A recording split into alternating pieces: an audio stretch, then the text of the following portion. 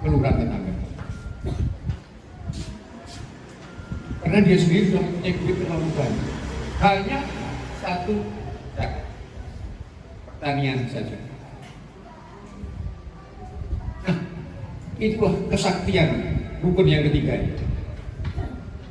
Kesaktian yang entah angin apa yang menyebabkan menjadi merana di lingkungan kita. 1,5%. Padahal di Malaysia itu 11 sampai 12%. Di Brunei itu 56%. Kita 1,5%. Bayangkan. Terus kan saya kerjakan. Nah, mengapa? Ya Allah, tidak tahu. Apakah telah terbit di hati kita ini penyakit bakhil? Apakah betul begitu?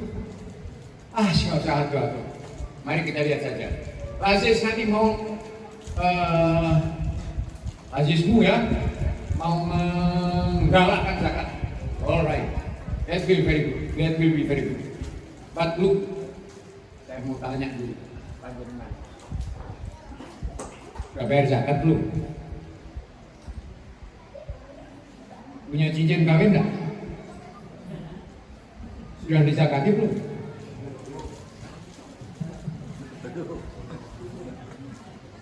Bapak-bapak yang mungkin sama tuanya dengan saya, barangkali punya gigi emas.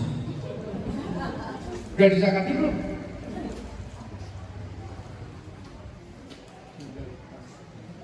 Sudah umrah belum?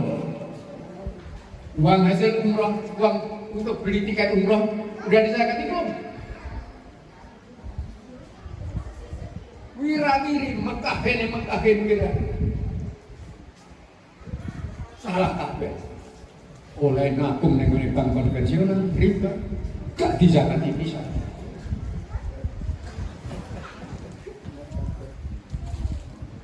Kan Azizmu nanti ya, orang hamilnya itu kalau mau narik, tarik mau Muhammad dari sini. Atau intern dulu.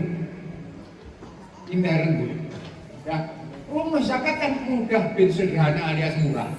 Tak janya, cuman kita ini males bayar aja. Itu murah. Apa? Apapun yang dipakai tidak kena zakat. Yang kena zakat adalah yang tidak dipakai. Udah. Semua yang kita pakai, pokoknya dipakai. Gak kena zakat. Rumah, mobil, rumah panjenengan walaupun bagus seperti istana, gak kena zakat. Asal dipakai.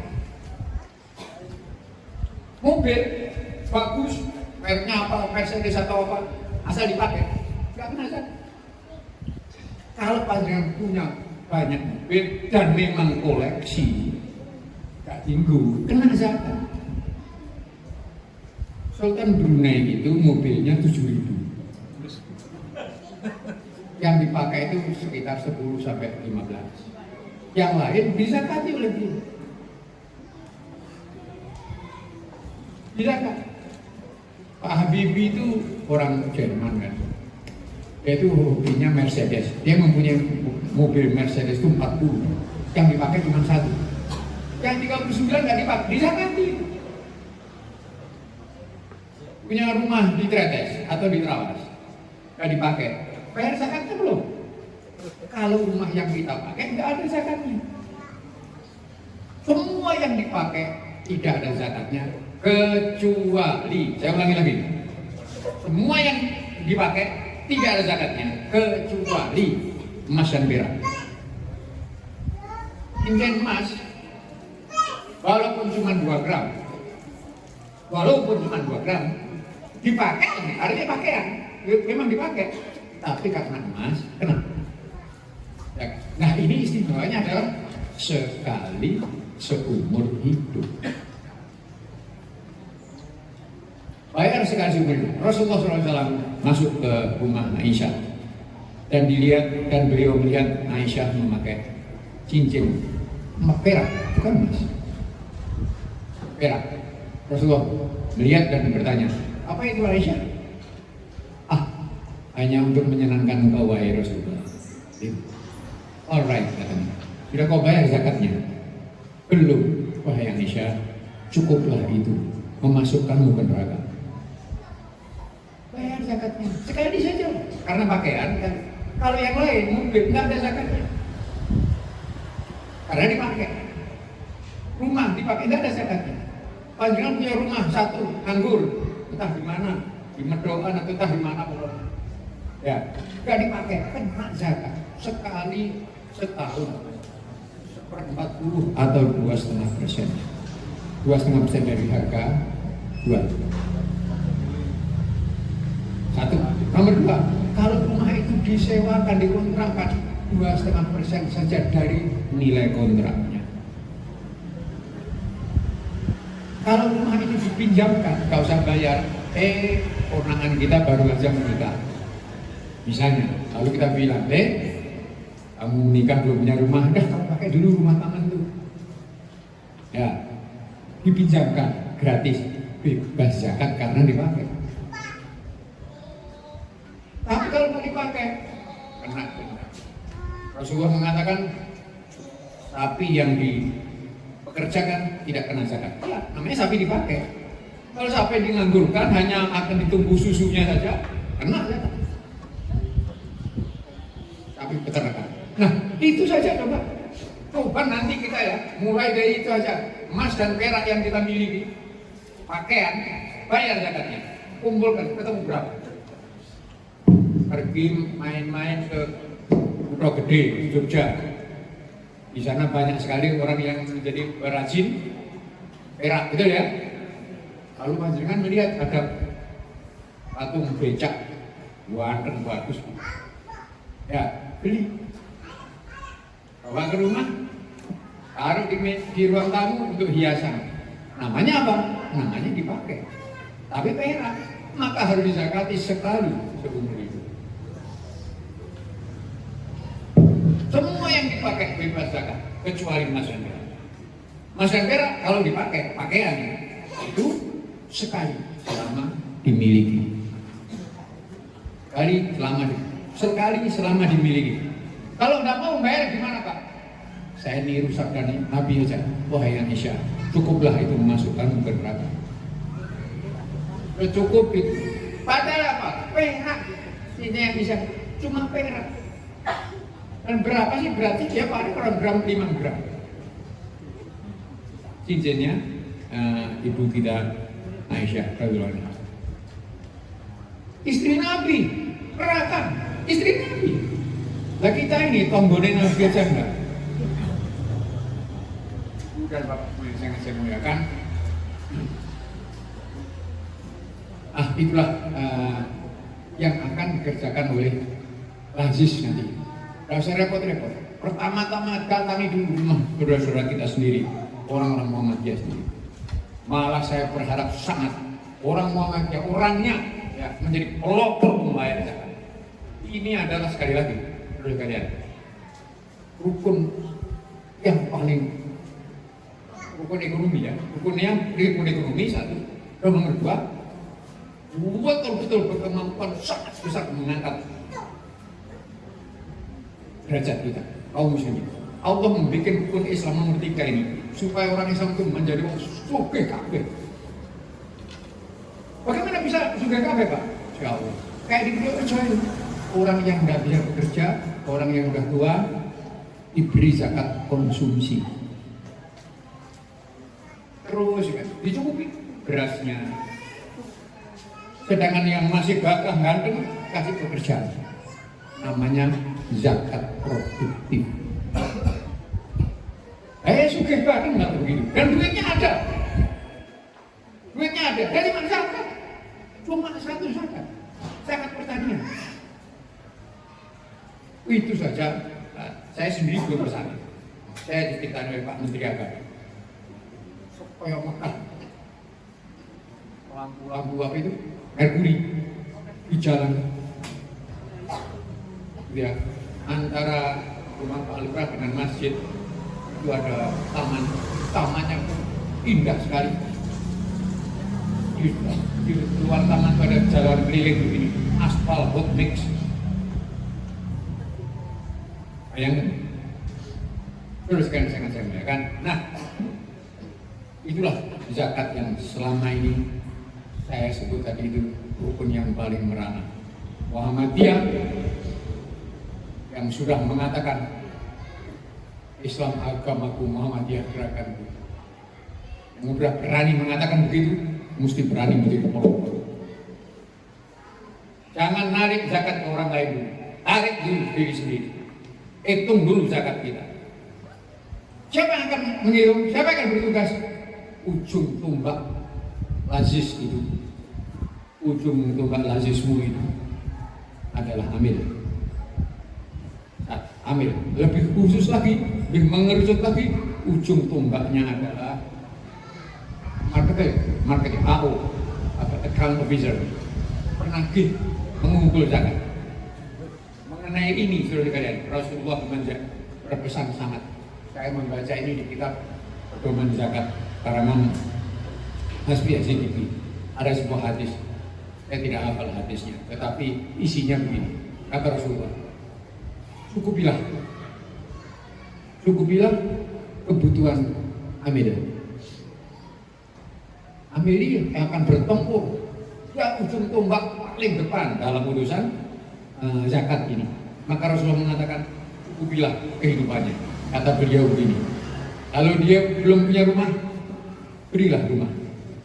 Kalau dia belum punya kendaraan, berilah kendaraan. Kalau dia belum punya istri, berilah istri. Dibelikan rumah Pak, tidak perlu, kontrakkan saja. Ya, yang penting dia mandiri. Tolak galau koncone kasih istri, mari. Itu, ya. Uang mati orang kurang bocah pintar, bocah ayu. Nah, saudara saya, itu kata Rasulullah. Sampai-sampai para sahabat di zaman Nabi itu yang udah itu pengen jadi amil. Dia belum punya kendaraan, kasih kendaraan. Ya kalau zaman Nabi dulu kendaraan itu maksudnya ya unta atau kuda gitu. Tapi Nabi kalau punya markab kendaraan, kasih kendaraan. Belum punya rumah, kasih rumah. Belum punya istri, kasih istri. Karena apa? Mereka itu ujung tombaknya. Kalau amil perlakuan kita, perlakuan lazismu atau ya pengurus lazismu lah kepada amil ini sepele saja. Pokoknya boleh itu aja. Dan ya apa ya? Ya GMP itu gak main gas. Rasulullah itu sangat profesional. Anak ini kerja, suruh dia kerja profesional. Supaya dia mau kerja profesional, cukupi kebutuhan. Malah, kalau misalnya zakat itu yang terkumpul baru sedikit. Ya kabeh kena ambil. Kalau udah banyak, bisa dibagi 8. Ya, kita sudah sama-sama tahu ada 8 yang oleh DPD sekarang ini dikehendaki supaya makan bergizi gratis dibiayai dengan zakat. Itu pendapat gak main gas. Nah, yang menerima itu ada 8. Ini kan amur-amuran, siapa sih dikasih? Kalau anak yang sugih ya dikasih.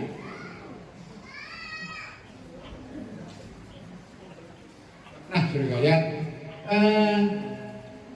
ada yang mengatakan kalau kelas-kelasnya dia lembaga amil zakat kayak IDSF atau Nurul Hayat dan lain-lain, saya pernah ke sana dan saya tanyakan dari 8 tadi itu ada 2 yang tidak mereka laksanakan. Awas hati-hati ya. Atau ayat 60 itu mengatakan kepada kita bahwa penerima zakat itu ada 8. Fakir, miskin, mu'alaf atau mu'alaf, ya, gharib, budak, apa lagi? Sabilillah, apa? Amil. Belum saya sebut ya, amil. Terus pokoknya volume. Ya, Al-Maidah, At-Taubah 60, 8. yang diladeni cuma 6. Yang tidak diladeni yang mana? 2, yaitu ekop pembebasan budak. Alasannya karena budak sudah ada. Nomor 2 adalah rikop ya. Satu lagi adalah orang yang berhutang. Karena kami bingung mengklasifikasikan orang yang berhutang, katanya begitu. Itu tidak benar sama sekali. Saudara sekalian yang saya muliakan,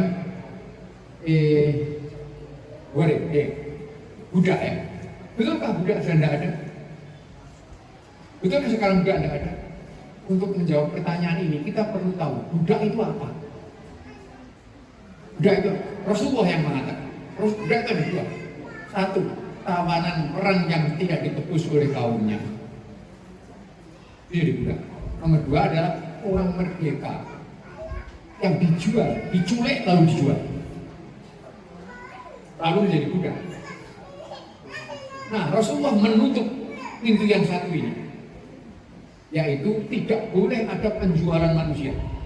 Kata Rasulullah, alladzi ba'ahuran wa akala thamana. Orang yang menjual orang bebas lalu dia menikmati harganya, itu haram hukum. Oleh Rasulullah, satu pintu perbudakan ditutup. Tapi pintu yang satu lagi, tawanan perang, tidak ditutup oleh Nabi. Karena Nabi tahu bahwa perang akan terus terjadi sampai hari kiamat antara manusia. Hanya saja kita ini diatur oleh Nabi, budak tetap ada. Tetapi kita diatur bagaimana kita memperlakukan budak itu. Harus manis, harus sopan santun, dan seterusnya. Lalu apa yang kita lihat sekarang? TPPO, tindak pidana penjualan orang, perdagangan orang. Ada nggak? Ada nggak sekarang? Ada. Itu budak. Dan zakat dapat dipakai untuk membebaskan mereka. Enak aja orang mengatakan tidak ada lagi budak. Ada. Ada. TPPO itu ada. Tindak pidana perdagangan orang. Nomor 2, goreng. Saya ini tidak hanya sekali, 2 kali, berkali-kali ada orang datang pada saya, Bapak, gimana Pak ya, saya ini kena utang, amuan, setengah mati. Dengan tersenyum saya menjawab, ada yang menangani masalah ini. Siapa Pak? Lazis. Las itu mempunyai uang dulu, tapi mereka itu ya kelas yang sekarang kita kenal. Saya sudah sana. Mereka itu tidak menyediakan uang untuk goreng. Padahal di Quran ada orang yang berhutang. Maka saya harap Muhammadiyah memperhatikan soal ini. Bagaimana kalau ada anggota kita Muhammadiyah yang tercekik hutang dan karena memang miskin, ada zakat untuk menangani, ada zakat ya, dan harus ada. Maka itu dikelola zakatnya menurut kebutuhan masing-masing ya. Kalau ada uang zakat 100 juta misalnya, 100 ya, 100 bagi aja ya, ini yang 10 untuk fakir, yang itulah 20 fakir miskin, yang 5 ini untuk goreng misalnya gitu ya, yang 5% bagi-bagi ya. Pendek kata intinya 8 itu ya 8, dan 8-8-nya itu ada orang-orang yang mengeluh pada saya, lalu saya tunjukin, pergilah ke kelas ya, sampai di sana mereka pulang dengan tangan kosong. Tidak ada dana untuk itu. Kok bisa tidak ada itu? Gimana? Mereka kumpulkan zakat ya. Dan zakat itu ada penerimanya. Penerimanya udah ditetapkan oleh Quran. Udah. Atau kan 60. Mereka oleh Quran. Kalau kita mau tahu orang yang berhutang kayak apa Pak yang dikasih, dan orang berhutang kayak kan ya kasih itu, kita tanya kepada para ulama. Ya, utang untuk maksiat jelas nggak usah direken. Ya, misalnya harus jelas. utang untuk ini duit tapi utang ya, itu para pengusaha ya, mereka tuh bukan miskin ya, tapi pakai uang utang untuk mereka berbisnis, yang itu tidak perlu reken. Itu gampangannya golek penyakit ini. Bandingkan dengan orang yang saudara kita, saudari kita juga memang miskin, memang terhimpit hutang. Sopo sing ngopeni? Sopo sing ngopeni? Siapa yang perhatikan mereka itu? Malam hari perutnya keroncongan, anaknya menangis. Siapa yang perhatikan? Yang perhatikan adalah saudara-saudaranya. Siapa? Orang itu apa ada? Ada. Anaknya nggak sekolah karena nggak kuat bayar, padahal ada SPP, padahal ada zakat. Lalu dikemanakan uang zakat? Sudahlah kita ini malas bayar zakat, itu pun baginya juga sakar PDW. Ada atau bahaya 60. Terus kan saya muliakan. Nah, sedikit lagi. Penggunaan zakat selain sifatnya konsumtif juga tadi udah saya sebut produktif. Ya, kalau yang di Purworejo, woi sapa? Cukur rambut Pak, belikan alatnya. Ya, bikinkan warungnya. Mbak, sampean kok bingungnya tuh Mbak? Pak sama saya kenapa? Betulan pecel. Nih tuku, nih piring, beli sendoknya, beli apa? Tukulan, kulit.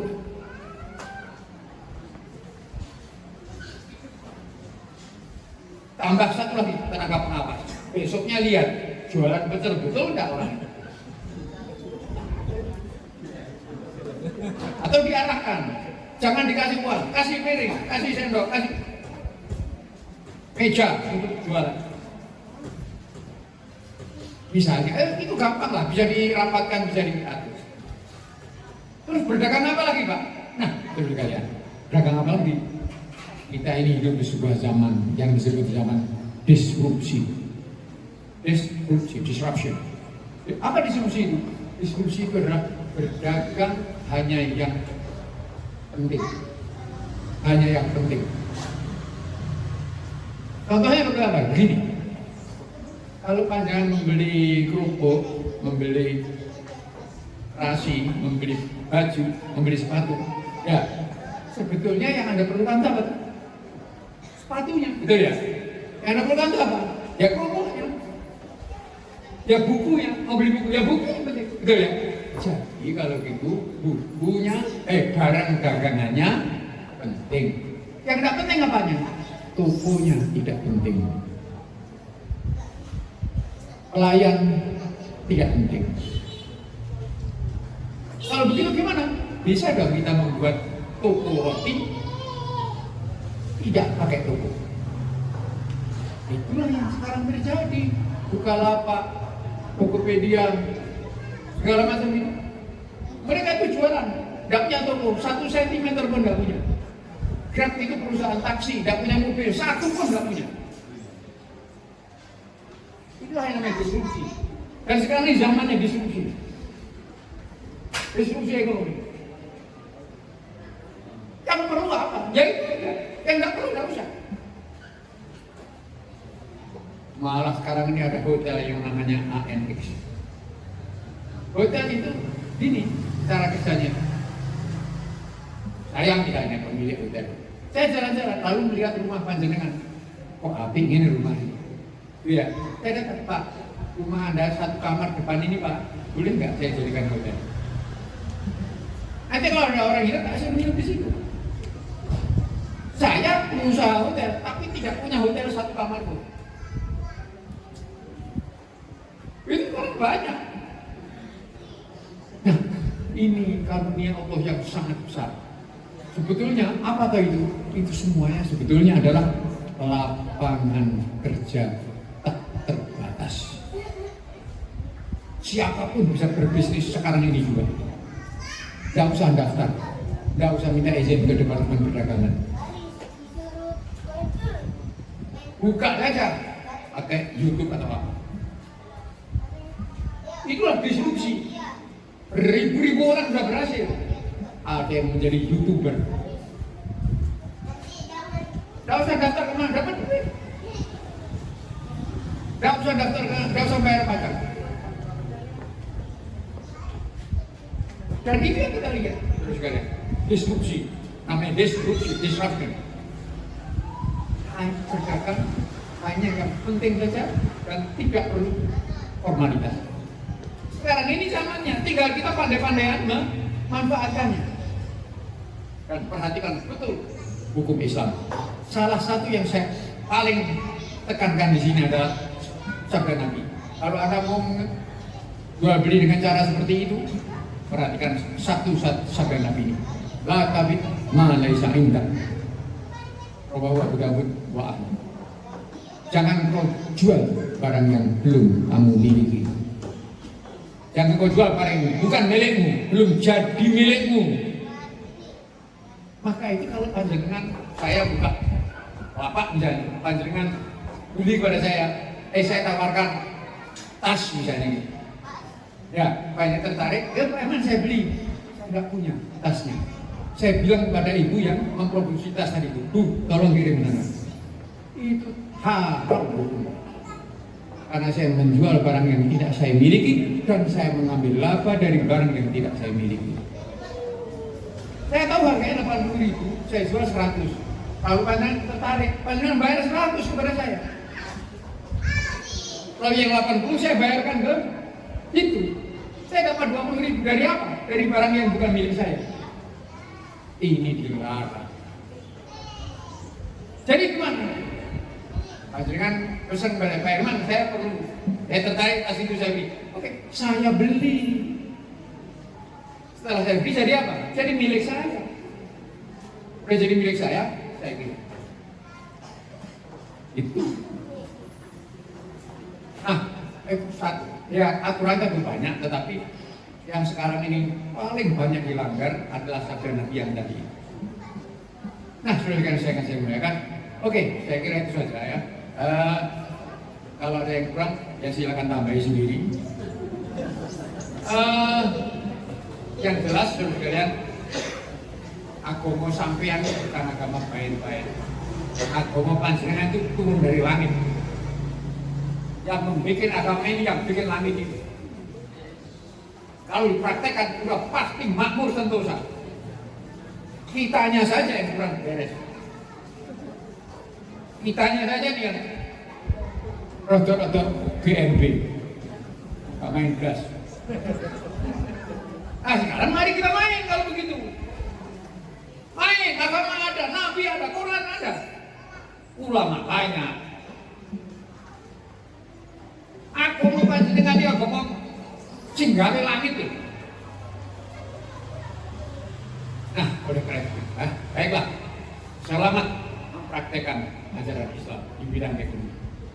Ya, mudah-mudahan Allah barokah. Terakhir, saudara kalian, tidak perlu tanya jawab ya. Kalau ada pertanyaan, silakan tulis saja pertanyaannya, kemudian silakan jawab sendiri-sendiri. Perlu. Ada tanya jawab Pak. Ada sesi tanya jawab. Ada kan ya? Ya wes, satu dua pertanyaan.